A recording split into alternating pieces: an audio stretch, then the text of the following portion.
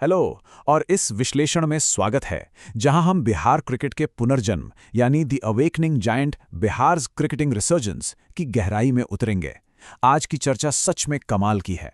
हम बात कर रहे हैं उन खिलाड़ियों की जो बिल्कुल गुमनामी के अंधेरे से निकलकर सीधे नेशनल लेवल पर छा गए हैं। एक ऐसी जगह से आना जहां बेसिक फैसिलिटीज तक नहीं है और फिर अपना और अपने स्टेट का नाम रोशन करना किसी मैजिक से कम नहीं है। तो चलिए सीधे शुरू करते हैं। 5 ये सिर्फ एक नंबर नहीं है। ये बताता है कि इस सीजन आईपीएल टीम्स में बिहार के 5 खिलाड़ियों ने अपनी जगह पक्की की है। सोचिए, एक ऐसे लोकल क्रिकेट सिस्टम से आना जिसका पिछले कई सालों से वजूद ही खतरे में था, वहां से 5 प्लेयर्स का सीधे आईपीएल के मंच पर पहुंचना सच में कोई छोटी बात नहीं है। एमएस धोनी के पहले कैप्टन और पूर्व क्रिकेटर सुनील कुमार ने बिल्कुल सही कहा था। उन्होंने इसे एक सोता हुआ विशाल यानी एक स्लीपिंग जायंट बुलाया था। और हमारी आज की इस चर्चा का मेन फोकस यही है कि आखिर ये जायंट अब जाग कैसे रहा है। सालों से दबा हुआ टैलेंट अचानक से दुनिया के सामने अपनी चमक कैसे बिखेर रहा है। आइए इसको समझते हैं। आज की इस चर्चा को हमने 5 हिस्सों में बांटा है। पहला, जागता हुआ क्रिकेट जायंट। दूसरा, 15 साल के वनवास से बचाव। तीसरा, धूल भरे मैदान से आईपीएल की रोशनी तक। चौथा, संघर्ष और शान की कहानियां। और आखिर में एक नई सांस्कृतिक पहल। तो चलिए पहले भाग की तरफ बढ़ते हैं, जागता हुआ क्रिकेट जायंट। देखते हैं कि आखिर ये अचानक से आई लहर क्या है जिसने पूरे देश का ध्यान अपनी तरफ खींच लिया है। बिहार के इन सुपर 6 खिलाड़ियों को ही देख लीजिए। ईशान किशन को तो सब जानते हैं, T20 वर्ल्ड कप चैंपियन और एक शानदार कप्तान। फिर आते हैं साकिब हुसैन, जिनकी आग उगलती रफ्तार किसी भी बैट्समैन को परेशान कर सकती है। मुकेश कुमार, जिन्होंने 8 करोड़ का आईपीएल कॉन्ट्रैक्ट हासिल किया और बेहतरीन वापसी की। वैभव सूर्यवंशी अभी सिर्फ 15 साल के हैं, लेकिन उनकी बैटिंग में एक अजीब सा ठहराव और आक्रामकता है। अनुकूल रॉय एक जबरदस्त स्पिनर और एक्रोबैटिक फील्डर हैं। और आकाशदीप की खतरनाक इन स्विंगर्स के तो क्या ही कहने। इन सब के हुनर ने सीधे टॉप आईपीएल स्काउट्स को अपना दीवाना बना दिया है।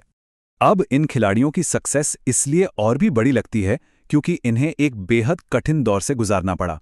स्थानीय लोग इस दौर को वनवास कहते हैं। पटना के रेलवे स्टेशंस पर बनी रामायणा की पेंटिंग्स के बीच ये शब्द अक्सर सुनने को मिलता है।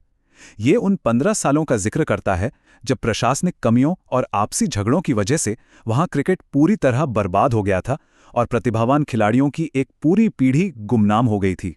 दूसरा हिस्सा है 15 साल के वनवास से बचाव। थोड़ा पीछे चलते हैं और हिस्ट्री खंगालते हैं ताकि समझ आए कि इन खिलाड़ियों और क्रिकेट एडमिनिस्ट्रेशन को असल में किन चुनौतियों का सामना करना पड़ा था। ये सब एक रात में नहीं हुआ। साल 2000 में जब राज्य का विभाजन हुआ तो जमशेदपुर और रांची जैसे बड़े क्रिकेट हब्स झारखंड में चले गए। उसके बाद साल 2003 में अलग अलग कंट्रोवर्सीज और आपसी विवादों के चलते क्रिकेट एसोसिएशन को ही सस्पेंड कर दिया गया।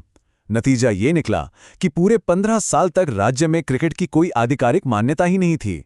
या तो खिलाड़ियों को दूसरे स्टेट्स में जाना पड़ा या उनका करियर शुरू होने से पहले ही दम तोड़ गया। आखिरकार 2018 में जाकर इन्हें दोबारा मान्यता मिली। उस दौर में हालात सच में बहुत खराब थे। नए एसोसिएशन तो मान्यता मिलने से पहले वहां बीसीए, एबीसी और सीएबी जैसे कई विरोधी संगठन थे जो प्रशासन पर अपना हक जताते थे। गुटबाजी अपनी चरम सीमा पर थी और सबसे बड़ी दिक्कत थी इंफ्रास्ट्रक्चर की कमी। न ढंग के मैदान थे, न एकेडमीज, थे तो सिर्फ विवाद। ऐसे माहौल में किसी भी नए खिलाड़ी के आगे बढ़ने का कोई रास्ता बचा ही नहीं था। अब आते हैं तीसरे भाग पर, धूल भरे मैदान से आईपीएल की रोशनी तक। आइए देखते हैं कि जब सरकारी सपोर्ट बिल्कुल जीरो था तब इन खिलाड़ियों ने असल में अपनी ट्रेनिंग की कैसे। जरा इन दोनों स्थितियों का अंतर देखिए। एक तरफ गोपालगंज का टूटा फूटा मिंच ग्राउंड है जहां इनमें से कई खिलाड़ियों ने अपना सफर शुरू किया, या फिर समस्तीपुर का छोटा सा पटेल फील्ड जिसके आसपास यूपीएससी कोचिंग की भीड़ रहती है। और दूसरी तरफ हैं मल्टी क्रोर आईपीएल ऑक्शंस, बड़े बड़े फ्रेंचाइज कॉन्ट्रैक्ट्स और फ्लड लाइट से चमकते हुए मॉडर्न क्रिकेट स्टेडियम्स। इन खिलाड़ियों का सफर इन धूल भरे मैदानों से शुरू होकर सीधा दुनिया की सबसे बड़ी लीग तक गया है। ये ट्रांजिशन अपने आप में एक बहुत बड़ी बात है। जब सिस्टम सो रहा था तब ये छोटी एकेडमीज इन खिलाड़ियों की लाइफलाइन बन गई। तुन्ना गिरी जी ने गोपालगंज में स्थानीय बच्चों को बिल्कुल मुफ्त कोचिंग देना शुरू किया। बस शर्त ये थी कि बच्चा गोपालगंज का होना चाहिए। समस्तीपुर में ब्रजेश झा बच्चों को पटेल फील्ड के पीछे कोचिंग देते थे। इसके अलावा पटना की जेनेक्स एकेडमी और ऊर्जा स्टेडियम में ईशान किशन की एकेडमी ने भी बहुत सपोर्ट किया। जब ऑफिशियल ढांचा बिल्कुल जीरो था, तब इन्हीं लोगों और इन एकेडमीज ने उम्मीद की किरण को जिंदा रखा। चलिए अब बढ़ते हैं चौथे भाग की तरफ, संघर्ष और शान की कहानियां। यहां हम इन उभरते सितारों की निजी जिंदगी और उनके अनोखे सफर पर थोड़ी रोशनी डालेंगे। अगर हम इन दो खिलाड़ियों पर ध्यान दें तो पता चलेगा कि सक्सेस का कोई एक सेट फॉर्मूला नहीं होता। वैभव को ही लीजिए, जो अभी सिर्फ 15 साल के हैं। वो अपनी ट्रेनिंग के लिए हर वीकेंड समस्तीपुर से पटना तक 100 किलोमीटर ट्रैवल करते थे और क्रीज पर उनकी शांति और अग्रेशन देखने लायक होती है। दूसरी तरफ साकिब हुसैन है, जो 21 साल के हैं और जिन्होंने क्रिकेट काफी देर से शुरू किया। वो शुरू में आर्मी के लिए ट्रेनिंग कर रहे हैं और आज उनकी तेज और परेशान करने वाली रफ्तार बड़े बड़े बल्लेबाजों के पसीने छुड़ा देती है। दोनों की कहानी बिल्कुल अलग है, पर मंजिल दोनों की एक ही रही। सबसे प्रेरणादायक बात तो इनका बैकग्राउंड है। साकिब हुसैन के पिता एक ईंट जोड़ने वाले मजदूर हैं। 8 करोड़ का कॉन्ट्रैक्ट पाने वाले मुकेश कुमार के पिता एक टैक्सी ड्राइवर थे। वहीं स्टेट टीम के कप्तान साकिबुल गनी एक किसान के बेटे हैं। एक मजदूर, एक टैक्सी ड्राइवर और एक किसान के परिवारों से निकलकर देश की सबसे बड़ी क्रिकेट लीग तक पहुंचना इस बात का सबूत है कि इनका व्यक्तिगत संघर्ष सच में बेहद बड़ा रहा है। आखिर में आते हैं 5वें भाग पर, एक नई सांस्कृतिक पहल। इन खिलाड़ियों की कामयाबी ने सिर्फ क्रिकेट ग्राउंड तक असर नहीं डाला है, बल्कि वहां की लोकल कल्चर पर भी एक बहुत बड़ा इम्पैक्ट छोड़ा है। ताजपुर के एक बुजुर्ग की ये बात सच में दिल छू लेने वाली है। वो कहते हैं, एक समय था जब हम बड़े शहरों में सुपरस्टार देखते थे। अब लोग बड़े शहरों से हमारे गांव आते हैं हमारे सुपरस्टार को देखने। छोटी ताजपुर का बड़ा राजा। ये शब्द बताते हैं कि लोगों के अंदर अब कितना गर्व भर गया है। पहले गांव से शहर की तरफ माइग्रेशन एक मजबूरी हुआ करती थी, पर इन खिलाड़ियों ने इस धारणा को पलट कर रख दिया है।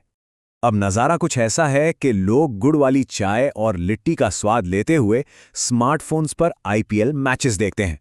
जिनके दैनिक जीवन की चर्चाओं में पहले सिर्फ राजनीति और प्रशासन हुआ करता था, वहां अब क्रिकेट ने अपनी पक्की जगह बना ली है। ये कोई छोटा बदलाव नहीं है, इसने वहां के लोगों की रोजमर्रा की संस्कृति और बातचीत का ढंग ही बदल दिया है। तो अगर इन कहानियों से हम एक निष्कर्ष निकालें जिसे द अंडरडॉग ब्लूप्रिंट कह सकते हैं, वो कुछ ऐसा होगा। पहला, अपने लोकल एकेडमी के लिमिटेड रिसोर्सेज का पूरा इस्तेमाल करना। दूसरा, प्रैक्टिस और सफर के लिए पूरा समर्पण दिखाना। तीसरा, सिस्टम की राजनीति और नेगेटिविटी को पूरी तरह इग्नोर कर देना। और चौथा, सबसे बड़ा रूल, जिसका बल्ला बोलेगा वही खेलेगा। अपने टैलेंट को अपना सबसे बड़ा हथियार बनाना। किसी भी स्ट्रगल करने वाले एथलीट के लिए इससे अच्छी प्रेरणा और क्या हो सकती है। तो इस पूरे सफर को समझने के बाद एक बड़ा सवाल दिमाग में आता है। आज वहां एक नई पीढ़ी इंस्पायर हो चुकी है, एकेडमीज तेजी से फल फूल रही हैं और नए स्टेडियम्स बनने की तैयारी में हैं। तो क्या सालों तक सोता हुआ ये विशाल जायंट अब आने वाले कल में भारत का अगला सबसे बड़ा क्रिकेटिंग पावर हाउस बनने के लिए पूरी तरह से तैयार है?